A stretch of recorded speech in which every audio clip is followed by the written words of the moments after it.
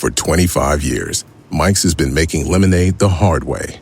Mike's Hard Lemonade. Hard days deserve a hard lemonade. Mike's is hard, so is prison. Don't drive drunk. Premium malt beverage with flavors. All registered trademarks used under license by Mike's Hard Lemonade Company, Chicago, Illinois. Justin and so good. Thousands of new fall deals have arrived at Nordstrom Rack stores, and that means thousands of fresh reasons to rack. Because fall equals sweaters. Why do I rack? Because check out these boots. Because there's always something new. Save big with up to 60% off Vince, Steve Madden, Kurt Geiger London, Theory, and more. Great brands, great prices. That's why you rack. At Ashley, you'll find colorful furniture that brings your home to life. Ashley makes it easier than ever to express your personal style with an array of looks in fun trending hues to choose from earth tones to vibrant colors to calming blues and greens. Ashley has pieces for every room in the house in the season's most sought-after shades. A more colorful life starts at Ashley. Shop in-store or online today. Ashley, for the love of home. Welcome to Orioles on the Verge. This is Zach Spedden, joined as always by Bob Phil and Nick Stevens, and we have a lot to break down on tonight's episode, including the recent promotions of Samuel Basallo and Creed Willems, who will make the jump to AAA and AA respectively. And we're also going to talk about the looming free agency of Anthony Santander and how the Orioles will proceed with negotiations with their slugging outfielder. We'll get to all of that on tonight's episode, which is brought to you by BetOnline. BetOnline is the world's most trusted betting platform and your number one source for everything football. From the preseason NFL to college kicking off, BetOnline has every stat, every matchup, and even live odds and spreads while the games are being played. Think you know your stuff? Get in our winner-take-all $300,000 NFL Survivor pool for the upcoming season. When the game's over, head on over to our online casino and get in on a game of blackjack or poker or on one of our over 150 slots games. Head to the website today and use promo code BELIEVE, that's BLEAV, and get in on the action. Bet online, the game starts here. We'll start off with the promotions of Creed Willems and Samuel Basallo, which were first reported by Steve Molesky over at Masson. Now, it's worth noting that as we record this on Monday night, neither move is showing up in the MILB transaction log just yet, but it does look like these two players are heading to the next level. And it comes for both of them a very deserved reward for the excellent years that they have had to this point. I will start with Basallo. Consensus, one of the top three prospects in the Orioles farm system, and one of the best, if not the best, catching prospect in all of baseball. Leaves Bowie with a 132 WRC plus and 16 home runs across 106 games. Meanwhile, Willems at Aberdeen had been putting up very good numbers in his own right. 13 home runs with a 122 WRC plus, while walking 10% of the time in 82 games with the Ironbirds this year, making a big leap forward. And a lot of his numbers there from when he struggled at the high A level in 75 games last year. So, Bob, I'll start with you here. I don't think either of these promotions come as a surprise. In fact, you could argue that both of them should have happened sooner. But what are your thoughts on these moves? I'm very happy with them. I think, like you said, you can make an argument that it could have happened a week or two earlier. But, I mean, Basallo gets 446 plate appearances under his belt at AA this year. Just, again, like last year, he's just like a snowball rolling downhill. You love to see that just gradual improvement throughout the year. Ends the year with 9.2% walk rate, strikeout rate under 20%, and a 132 WRC plus as a 19-year-old until a couple weeks ago. So, yeah, it's pretty awesome that he'll be a full month in AAA basically to just show what he can do. And then, I think he could be the guy that in 2025 is the, hey, let's bring him up for a taste in September of 2025 and let him get prepared to win us a draft pick in 2026. So looks like the Orioles, they had that streak of number one overall prospects. He could still conceivably grab that title again, but you had Gunnar Henderson win Rookie of the Year. Colton Cowser seems like he's the favorite to win Rookie of the Year. Maybe Kobe Mayo next year, and then Samuel Basallo the year after that. So the Orioles just setting themselves up for sustained success, and Samuel Basallo is going to be a big part of that. Yeah, the WRC plus, my favorite number. 32% above league average, like you guys mentioned, is pretty phenomenal. I really enjoy the sub 20% K rate for Basallo and the near 10% walk rate that he's gotten up to. And that's actually, he had 22 strikeouts and just 2 walks in the first month of the season. Since then, he hasn't hit the 20K mark in any month, and he needs just one more walk this month to have 10 plus walks in each month since that first month of the year. So he's settled in well after getting back in the routine after that injury. Now he's going to get a month in AAA as a 20-year-old. Pretty tremendous experience there. I don't. I'm looking ahead here. I think he's obviously has 0 AAA at bats at the time of us talking about this, but his birthday is mid-August. I think Bob just mentioned he just had a birthday. It's like 2 weeks ago. Could he be in the major leagues before his 21st birthday? Like, I think that is a very real possibility, especially if he keeps hitting like this. I don't need him to be the number 1 ranked prospect in baseball, and I think Baseball America is already kind of throwing some cold water on that. I saw it the other day. They're like, "Oh, the shine's worn off a bit." I was like, "Yeah, he had one bad month this whole season, and that was July. He had a 688 OPS, but he had the futures game. You know, he's getting ready for that. He's traveling. He's having fun, and then he's getting back in the routine. It threw him off his game a little bit, maybe, but he's rebounded in August this month. He's hitting 363 with an OPS just under 1,000. Again, hopefully that's good enough for some people out there. Just like, it's remarkable. Like, it's a catcher. This is a 20-year-old catcher. I don't think we can say that enough. He's 5 years younger than his peers in AA, and now he's going up to AAA. And he's still yet to face a pitcher younger than him. And now that he's up at AAA, I don't think he will this year. So, yeah, it's just every time I sit down and I think about Basallo and these numbers, it is truly mind-blowing, no matter how many times we talk about them, because of his age, the level, and position. Just phenomenal season. Anyone complaining about Adley Rutschman and James McCann not being able to control the run game, just watch some videos of Samuel Basallo throwing runners out at second base. Dude has a cannon. Could still use work framing, blocking, traditional catcher stuff, but the arm is there. It would help if the Orioles didn't have a pitching staff where half the pitchers moved to the plate at a glacial pace, but that's a topic for another day. Basallo really, I think the timing of the promotion is good in the sense that he's going to get a full month at Norfolk. And as I say about every prospect, when they're promoted at this point in the year, this applies to Basallo as well. I don't care if he hits 100 or 400 the rest of the way.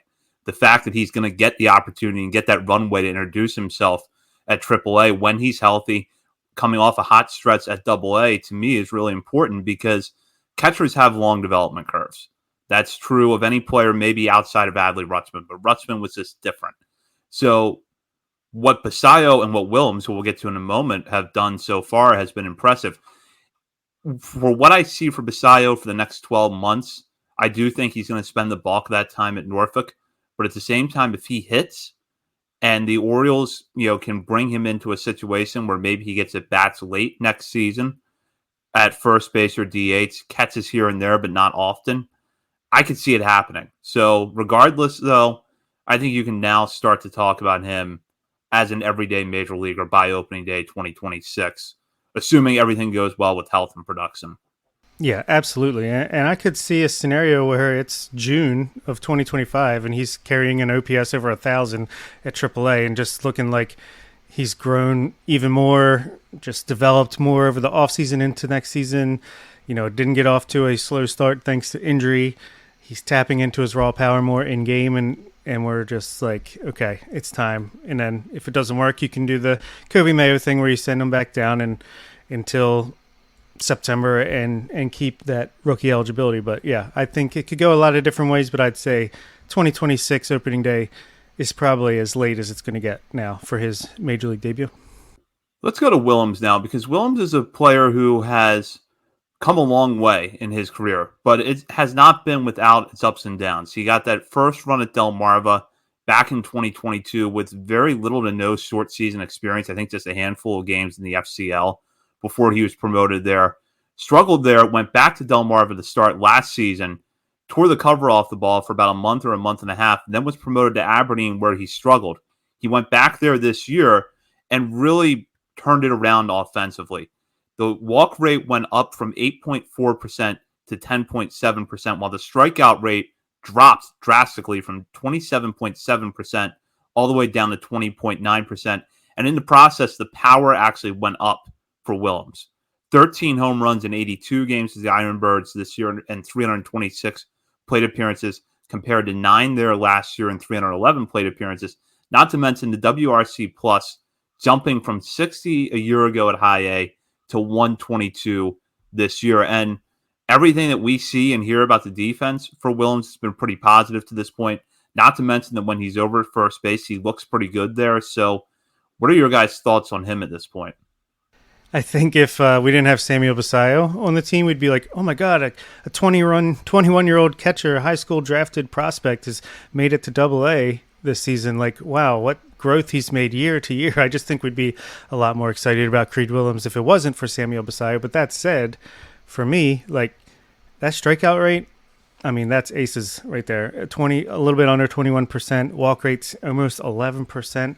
And he's repeating, look, in 2022, he struggled mightily in Delmarva, came back out of the gates in 2023, knocked the cover off the ball, got to Aberdeen. He struggled. There's no doubt about it. But he came back this year. Again, hot start. And then he kind of fell off for a while. And I was a little nervous because it seemed to be a pattern. But he really bounced back after that. And I thought that was the best sign of all. A 122 WRC plus for a 21-year-old catcher in Aberdeen. I feel like he's going to love hitting at Bowie. I think he's going to love that ballpark. And, yeah, I think the sky's the limit for him, whether it's a trade bait or – future, we might need a third catcher on the Orioles if you got Samuel Basallo DH in most or first base, most nights in the lineup. So Creed Willems, I think, is going to be a big part of the position prospects coming up in the next couple of years. Yeah, just like Basallo, the strikeout rate for me, it was pretty impressive just because it was like 27, 24% at like every other stop he's had. And to get that down at 20% at high A, I think is really impressive. Walks are also up this year, so love seeing all of that. He missed a couple of weeks there with an injury. I forget exactly what it was, hamstring or something. It didn't miss a beat. Came back and has been, I don't know the exact numbers since he returned from the injury, but I feel like it's just been double power.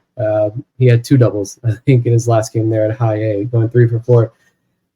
I still can't, like, I have trouble like pegging his exact ceiling. I don't know what I view it as, but I will say if you're 22% above league average as a 21-year-old catcher in high A, that's impressive. We know the raw power is pretty incredible. We've known that from the start when they brought him in for the workout and he was peppering balls on Utah Street with a wooden bat as like a 17, 18-year-old kid. I think also too, like I wrote about Creed Willems over on Substack before the season started, or right as the season started, and saying like he was still a prospect of note to keep an eye on because he was dealing with a lot. This, like Zach has said, catchers, they bloom much later. I mean, typically it's like 25, 26 years old. You see the offensive peak for catchers. Hence why when we acquired Blake Hunt, I was so excited, but we won't revisit that scenario there. RIP Blake Hunt. But like with Creed, one thing I talked about is like he had never called a game when he was in high school. Coaches calling the game. So he had to learn how to call the game from behind the plate. That was a big thing he struggled with. I think it was like the vision thing. He started wearing glasses. He lost weight. He lost like more than 20 pounds. So he's gotten in shape. He corrected the vision. He's learned how to call games from behind the plate. There's the language barrier. When you're down there in low A, I mean, those pitching staffs get shuffled all the time. You've got a lot of international players now in the system, so you don't have a set rotation or bullpen that you're working with. There's a language barrier there. He's learning all of this, but the bats still continue to come along.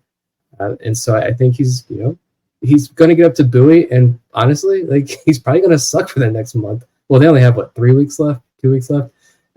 It's probably going to not be that great, but guess what? That's the pattern. He's done it twice now. He gets promoted. It's not good. He comes out next year and he lights the world on fire. So if he gets up to Bowie and has like a WRC plus of 60 the rest of the season, doesn't matter. Wait till next year and we'll reevaluate next year. But right now he's in Double-A. He's going to work with a phenomenal group of pitchers up there in Double-A, and he's 21 years old. So like if you're a Bay Sox fan, you're going to a lot of Bay Sox game. You're sad you lose a Basallo. That stinks, but you're getting probably one of the more fun players in this entire organization. Clearly someone that fans love. I think I've said this before. It doesn't matter what you tweet on the internet. Like somebody's going to say something dumb in response. But I don't like Creed Willems. whenever you see a Creed Willems tweet, people love Creed. Everyone loves Creed. So I'm glad a new group of the fan base up there in Bowie gets to see him up close and personal now. My dad works in B2B marketing. He came by my school for career day and said he was a big ROAS man. Then he told everyone how much he loved calculating his return on ad spend. My friends still laugh at me to this day. Not everyone gets B2B, but with LinkedIn, you'll be able to reach people who do. Get a $100 credit on your next ad campaign. Go to linkedin.com/results to claim your credit. That's linkedin.com/results. Terms and conditions apply. LinkedIn, the place to be, to be. At your job, do you ever have to deal with a nose roller? How about a snub pulley? Well, if you're installing a new conveyor belt system, dealing with the different components can sound like you're speaking a foreign language. Luckily, you've got a team ready to help. Grainger's technical product specialists are fluent in maintenance, repair, and operations. So whenever you want to talk shop, just reach out. Call, click Grainger.com, or just stop by. Grainger, for the ones who get it done. Shopify is the global commerce platform that helps you sell at every stage of your business. Shopify is there to help you grow. Shopify helps you sell everywhere, from their all-in-one e-commerce platform to their in-person POS system. Shopify's got you covered. Shopify helps you turn browsers into buyers with the internet's best converting checkout, 36% better on average compared to other leading commerce platforms, and sell more with less effort thanks to Shopify Magic, your AI-powered all-star. What I love about Shopify is how no matter how big you want to grow, Shopify gives you everything you need to take control and take your business to the next level. Shopify powers 10% of all e-commerce in the U.S., and Shopify is the global force behind Allbirds, Rothy's, and Brooklinen, and millions of other entrepreneurs of every size across 175 countries. Plus, Shopify's award-winning help is there to support your success every step of the way. Because businesses that grow with Shopify. Sign up for a $1 per month trial period at shopify.com/Westwood1, all lowercase. Go to shopify.com/Westwood1 now to grow your business, no matter what stage you're in. Shopify.com/Westwood1. We'll go on now to the big topic of tonight's show, which is Anthony Santander's impending free agency. Santander reminded all of us on Friday night with his go-ahead grand slam against the Astros of how important he is to this lineup, especially in the middle of a career year in which he's already posted a career-high 38 home runs, which is the all-time record for a switch hitter. He's got an OPS plus of 132, which would be his career high over a full season if the number stays right where it is. And other than the fact that his batting average is kind of low, mostly due to 2 bad months at the beginning of the season, the numbers across the board are really good this year. And on top of that, the strikeouts continue to stay down after some issues with that early in his career. He will be eligible for free agency after the season, as I mentioned. He is currently right now 29 years old, but he'll be 30 on October 19th. So any team signing him is going to have to weigh whether or not to make a long-term commitment to a player who just turned 30 and who has some clear deficiencies in his game, especially in the outfield. But right now, kind of holding steady as a maybe average-ish outfielder with a good arm, but who doesn't necessarily cover a lot of ground. Now, players like this can be tough to make a decision on because if Santander has any sort of drop-off or he slows down, the value of a long-term contract is not going to look very good. But if he has the type of career that we've seen a lot of players in his position have, where he continues to hit 30, 35 home runs a season into his mid-30s, this is going to be a pretty good investment for any team thinking about signing Santander. But we're going to focus tonight on what we think the Orioles will and should do. And I want to start with Nick here because Nick has been pretty vocal about keeping Santander around for months, going back to before the season started. And I know that there's nothing that has probably changed his mind in the last few months. So, Nick, just start off here. What is the case for keeping Anthony Santander? My conviction in re-signing Santander has only strengthened with this season. I think just generally, like you said, I have been on this train going back to early in the offseason, not unique in that way. I'm sure there are a lot of other fans that felt the same way. But Santander's got to come back to this organization next season. And it's impossible to convince me otherwise. It is a very nuanced And we'll dive into all of that here with this conversation. But just my general opinion is find a way to get this done. Like, if he truly does want to stay in Baltimore and the two sides can come to a fair agreement, fantastic. At a minimum, he plays next season on the qualifying offer. And then let's reassess at the end of next season. That's fair too. Because like Zach mentioned, if defensive regression hits him, it's going to hit hard. He is going to be on the other side of 30 come October. I think his birthday is October. Welcome to the club, Tony Taters, the 30 and up club. Life's different now. But either way, he has to be back. And we can talk about Kerstedt as well as part of this whole conversation. I don't know if I've seen enough that makes me feel confident in Kerstedt just sliding in to take over Santander's role if he walks. And now, Kerstedt, he's missed significant time with this concussion with 0 updates in weeks now. But with Santander, just generally speaking, despite all of the he sucks on Twitter, and I've got all the screenshots ready to go. Tony's at 38 home runs with a 129 WRC plus. He's striking out way less than last year, maintaining a pretty steady walk rate, which is up from where he was, 2-3 years ago. He was living in the 5% range. It's up, between 8-10%. Again, it's a nuanced conversation. There's a lot to think about. There are a lot of different red flags, ownership, the roster construction as it's set up right now, but I'm 100% on get a deal done, bring Taters back. This guy, he's reliable. This is one of the most reliable bats in this lineup. The kid doesn't like to hit it in cold weather in the first month or so of the year. I can deal with that. Let's just, when the weather heats up, so does he. He's going to push 45 home runs this year. You need this bat in the lineup moving forward.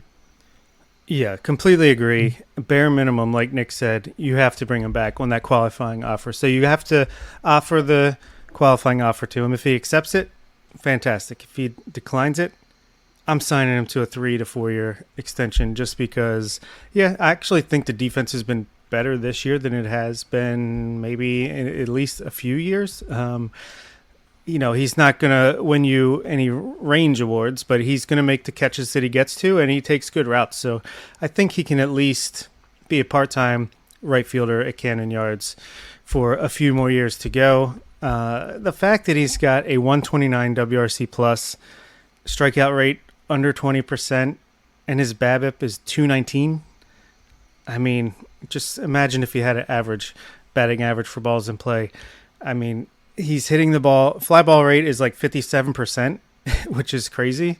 I think, the bat's not going to decline that much over the next 3 to 4 years. So I want him to be here. And even off the field, he brings the vibes. He brings the leadership. I feel would be a great mentor for guys like Samuel Basallo as the international part of this organization ramps up and gets to the major league level. I think there's no reason not to extend him or at least do the qualifying offer for 1 more year and then see how things look at the end of 2025.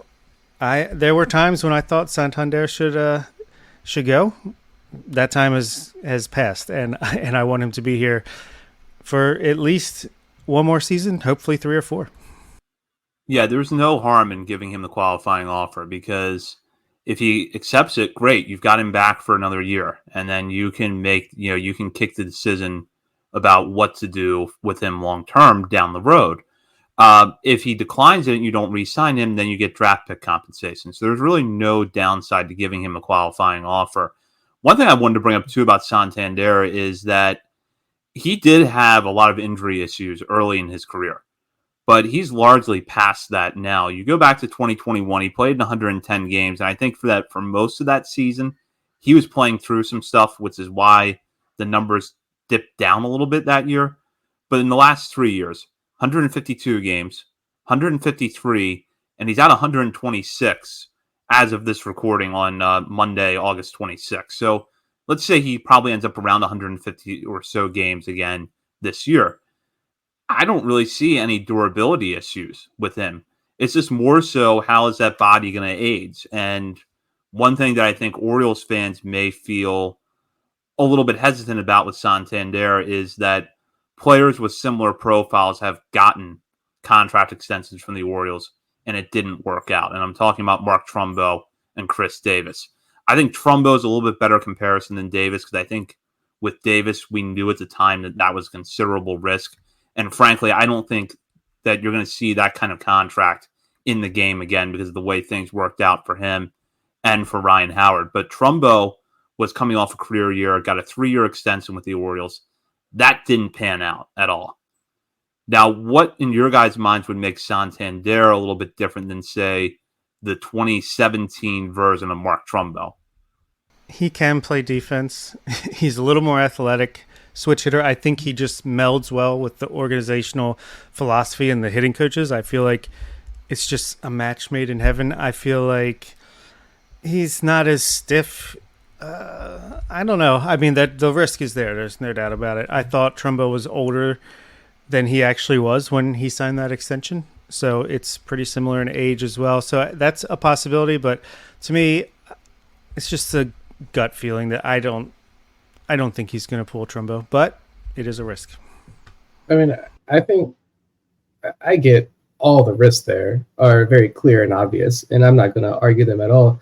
But I think it was Andy Casa over there at the Banner writing, I don't know if it was this offseason or I feel like it was last offseason maybe. He wrote a lot about, Santander's offseason training programs, like switching to basketball, like using basketball as a workout. Like, I think Santander is fully aware of the fact that he's getting older, and he changed up his workout routine in the offseason, and I think it paid dividends for him. Like, I don't see his body breaking down like as quickly as some may assume. And yeah, like that comment there, where'd it go? I lost it. Jeff says Tony will be protected in the lineup also with all of our young great hitters. That's the thing too. Like, Santander doesn't need to be the cleanup hitter. Like, he doesn't need to be the star of this lineup. You've got Gunnar, you've got Jackson Holiday emerging, you got Colton Cowser sitting up there, hopefully at the top of the lineup, and he continues to take strides moving forward. Like, there are other big time bats. I know Adley's really struggling lately, but for a while now. But Adley's going to break out of that funk. Like, there's a lot of good hitters in this lineup.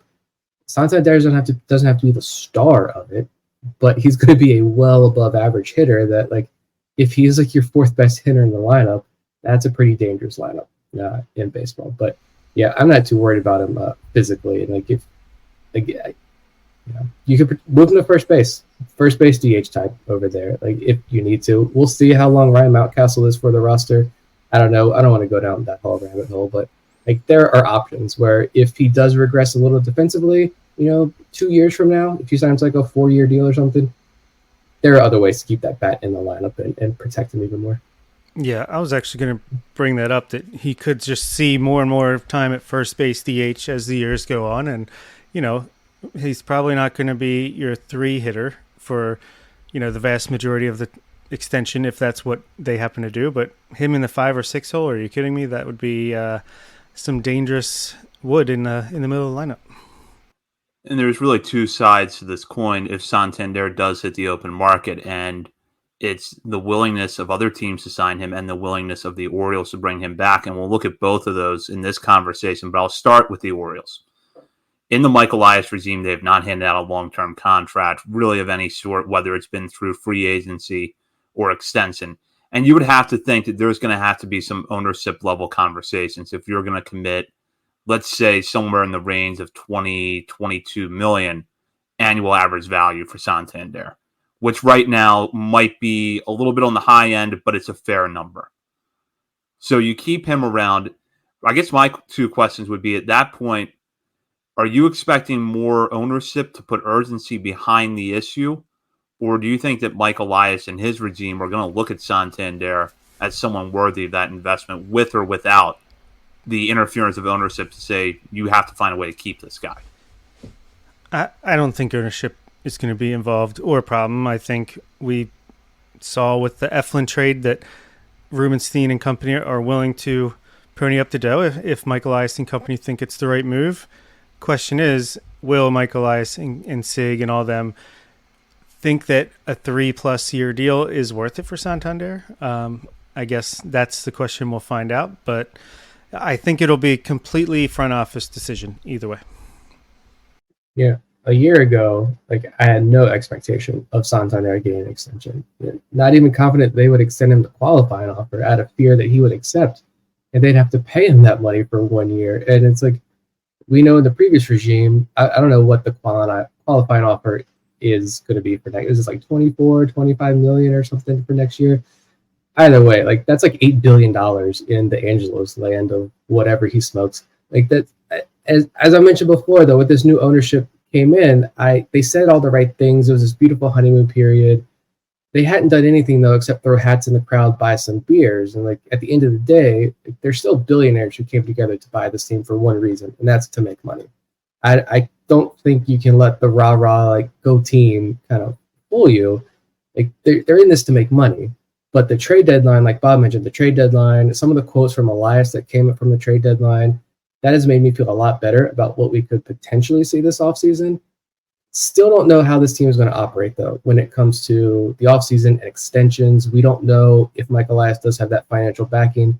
What is he going to do? We know this is a very analytically driven organization that could say, like, just because the money is there, they could say, hey, extending Adley isn't smart, and they treat him like an NFL running back. Like, they could say extending Santander isn't a smart move because of the potential defensive regression, age, position. Like, we just don't know. But I do think, like everything we've mentioned, if he truly wants to stay in Baltimore and wants to take a team-friendly deal, and this organization, like, I don't see why you don't go for that. Because of, like Zach mentioned, the injury concerns aren't really there with him anymore. That bat is a well above average bat. That he doesn't need to be the star of this lineup anymore. So I just don't see why like it wouldn't be a smart move. And the tricky thing though is from Santander's perspective, and I know we all want to see these guys locked down for life, right? We all want to see Gunnar and Oriole for life. I'm sure a lot of people would love to see Santander and Oriole for life.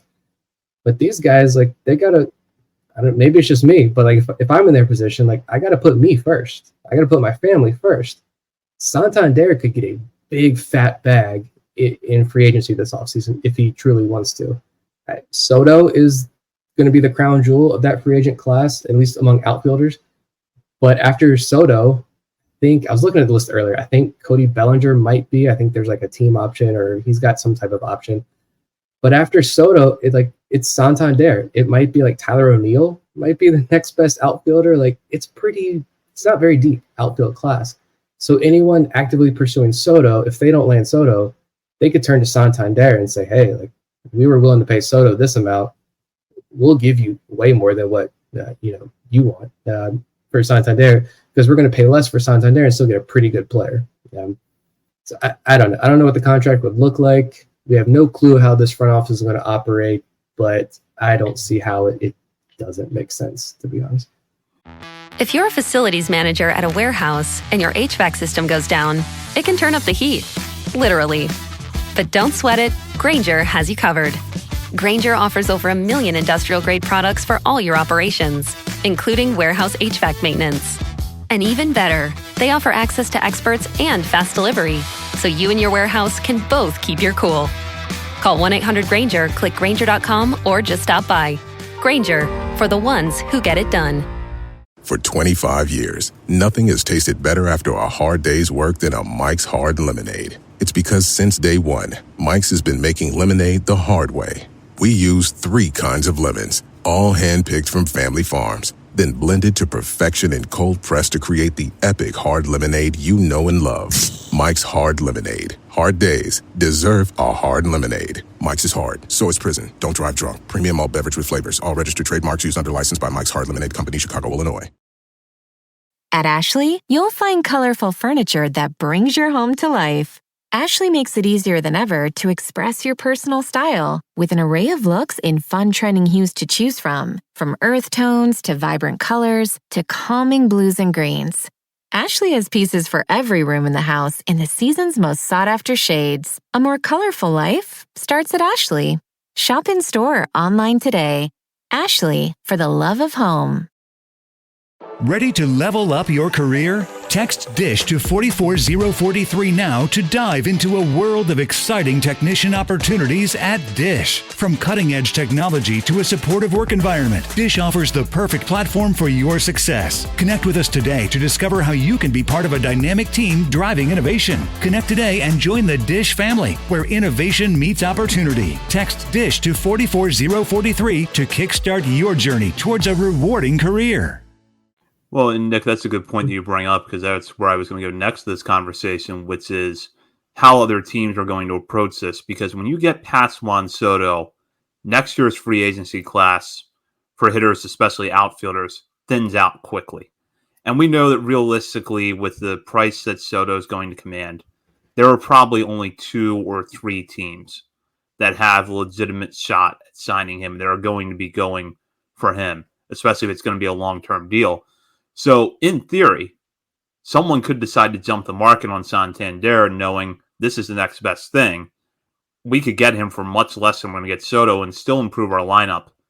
And that could happen, or it could be another one of those weird free agency years where things move much slower than anybody expects. And you have players that going into the offseason were consensus, among the top of their position or maybe among the top 10 to 20 free agents in the whole sport without jobs in late January and early February. We saw this last year, and it's some version of that story seems to have played out every offseason for the last few years. So it's hard to predict. I think free agency is getting harder to predict because of that. But I'm curious to get your guys' thoughts on that. Do you think it's more likely that Santander would go off the open market quickly or that things would drag out for a little bit? I think basically as soon as Juan Soto signed, he would be like the belle of the ball for teams like the Yankees, whoever doesn't end up with Soto. And God forbid if Anthony Santander ends up on the Yankees in the short porch in right field, can't let it happen. So the Orioles have to take advantage of the fact that they get that 5-day window of negotiations before he becomes a free agent. We can't let him hit the open market. The more I think about it, the more it's a no-brainer to bring him back. And, I mean, to look at it from the Orioles' perspective, I would think there's even more urgency to get a deal done because not even talking about the free agent class that it drops off very quickly. I'm sure this front office could find the mid-level free agent that kind of fits the mold and could find success. But I want all the energy and resources being pumped into the pitching staff because we'd have no clue who's going to be in the rotation next year. One of the guys who we thought was be in this rotation next year is possibly a mid-rotation arm, at least a back-end rotation arm, just got sent down to AAA and gave up 10 earned runs on Sunday afternoon. So this pitching staff needs to be addressed. And you talk about other players in this organization. There's a ton of outfield depth in the minors, but that next wave, it's not ready yet. Maybe Judd Fabian, he's the closest because he's in AAA now, which he had a great first week in Norfolk. Love to see that. But he's going to take some time before we get a more clear picture of what Fabian could be. Daniel Johnson's quality depth, but that's it. Hudson Haskin, he's not an option anymore. Dylan Beavers is not a 2025 Major League option. That bat just hasn't taken a step forward this year.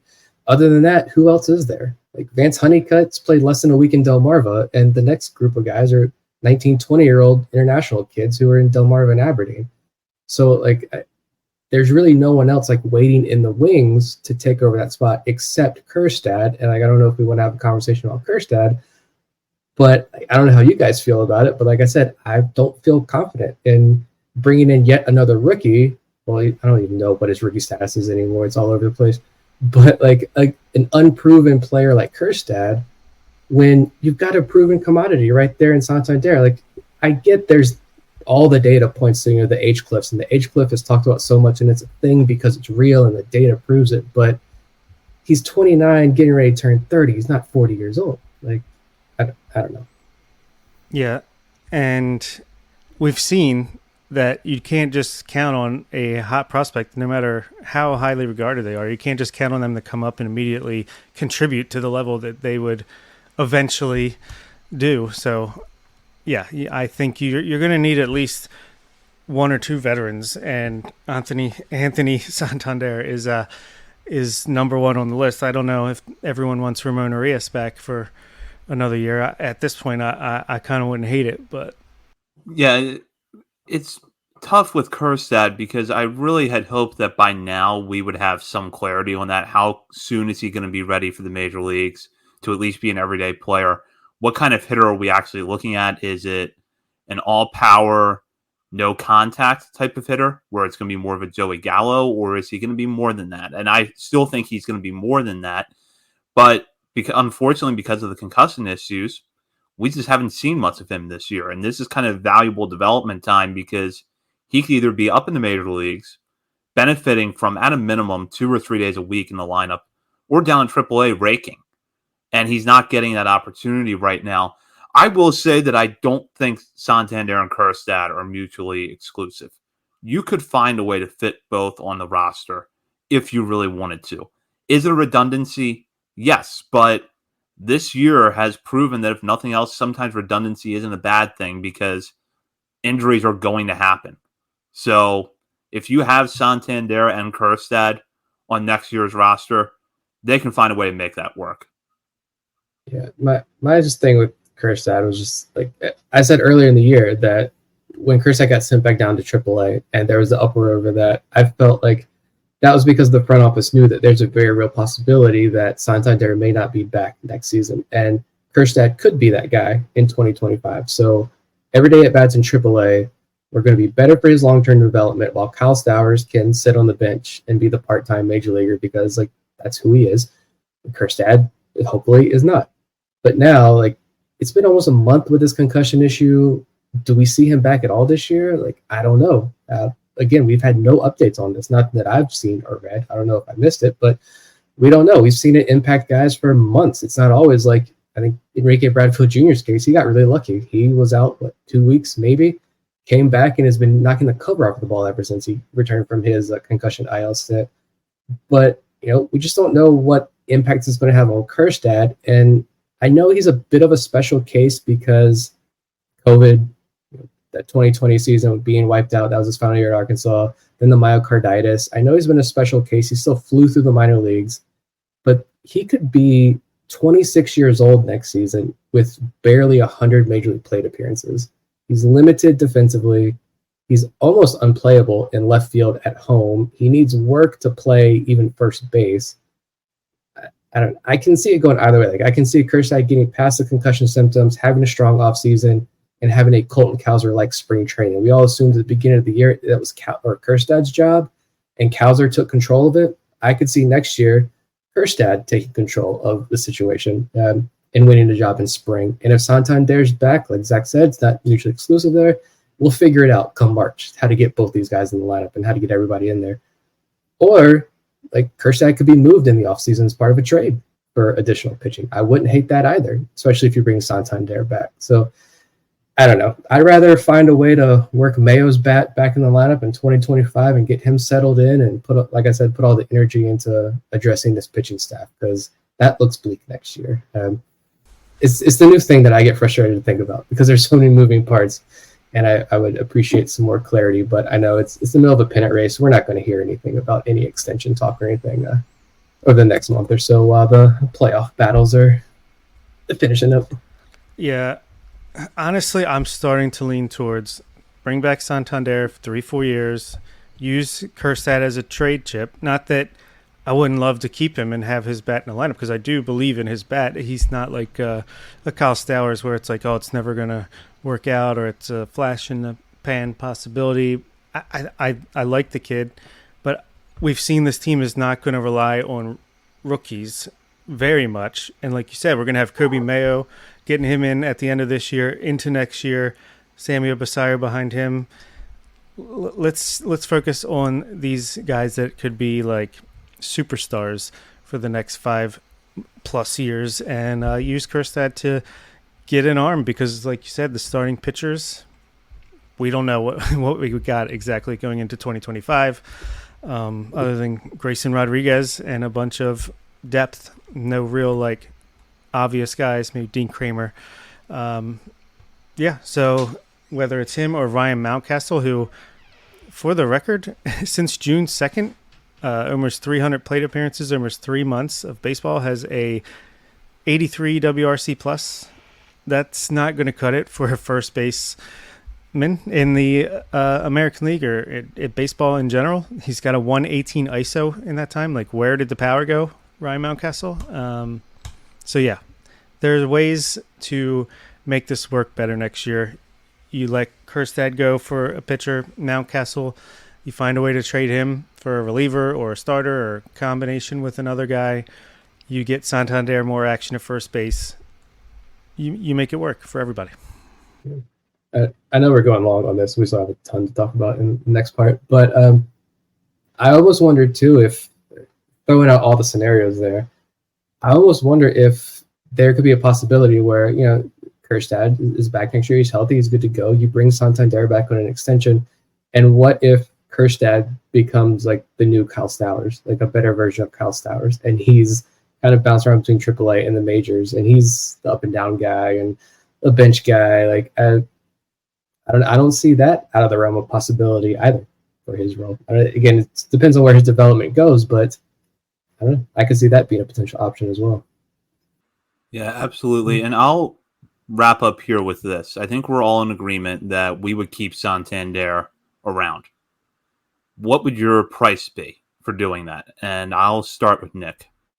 I don't even know what a comp would look like or anything, to be honest. I don't worry about contract numbers. Just give me the player, and I want to watch him play. You can get creative. Like, I'm sure there's a way that you can get a pretty creative contract where it is, even if you have to dish a little bit more money, like you can find a way to where both Santander and the team have outs at appropriate times. I think that's the kind of contract, though, that you're going to be willing to see.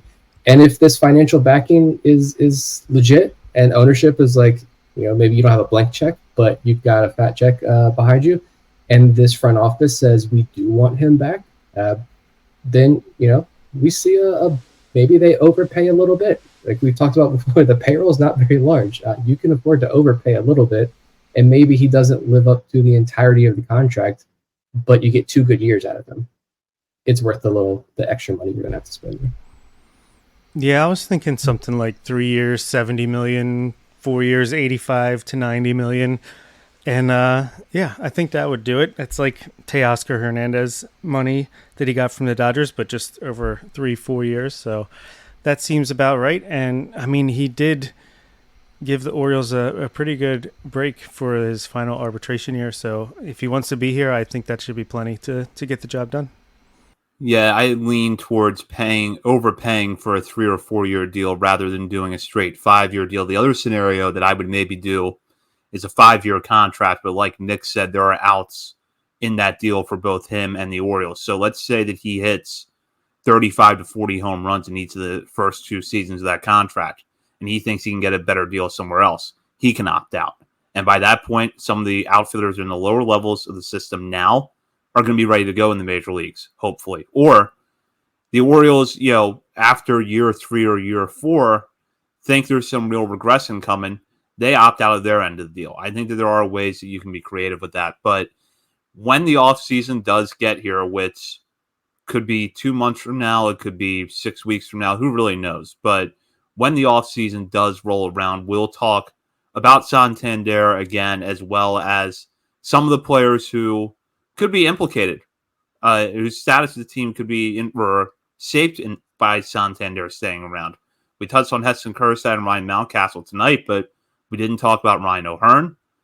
We didn't talk about what Kobe Mayo's role would be in a scenario where you keep Santander and some of those other hitters around. So look forward to that a little bit closer to the beginning of the offseason. We will have more coverage for you, though, throughout the rest of the regular season, including later this week, when we break down the end of the Dominican Summer League season, and we check in on what is a very competitive race for Pitcher of the Year in the Orioles minor league system. That'll be up later this week.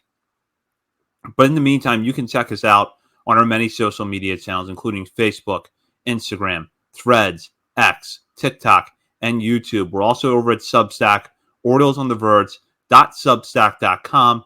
And while you're browsing around the internet, be sure to sign up for our Patreon community. You can join for as little as $3 a month, and at the $5 and $10 levels, have access to bonus daily coverage from Bob, Nick, and myself.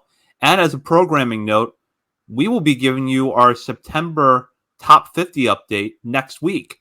So if you're a member of our Patreon community, you will have access to that. You'll get the full list and a bonus episode from us where we will break down the whole top 50. So that's yet another reason to join our Patreon community. You can also have access to exclusive Discord channels by becoming a paying Patreon member.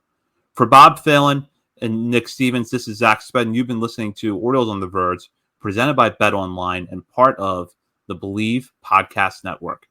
At Ashley, you'll find colorful furniture that brings your home to life. Ashley makes it easier than ever to express your personal style with an array of looks in fun trending hues to choose from earth tones to vibrant colors to calming blues and greens. Ashley has pieces for every room in the house in the season's most sought-after shades. A more colorful life starts at Ashley. Shop in store, online today. Ashley, for the love of home.